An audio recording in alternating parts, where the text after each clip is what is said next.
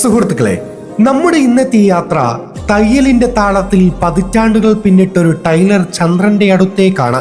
മലപ്പുറം നിലമ്പൂരുകാരനായ എന്നെ ഞാനാക്കിയത് ഈ മണ്ണാണ്, ഈ ഗുഹയാണ്. അന്ന് വേറെ രസമുണ്ടായിരുന്നു. ഇവിടെ വന്ന് ഇറങ്ങുന്ന ദിവസം നോമ്പ് തുടങ്ങുന്ന ദിവസം. തയ്യൽ മെഷീന്റെ ചക്രത്തോടൊപ്പം കാലചക്രവും കറങ്ങിയത് റാസൽ ഖൈമയുടെ പ്രിയപ്പെട്ട ടൈലർ ചന്ദ്രൻ അറിഞ്ഞതേയില്ല. അറിയാവുന്ന ടൈലറിംഗ് ജോലിയുടെ ഫലത്തിൽ രണ്ടും കൽപ്പിച്ച് കപ്പൽ കയറുകയായിരുന്നു ചന്ദ്രൻ.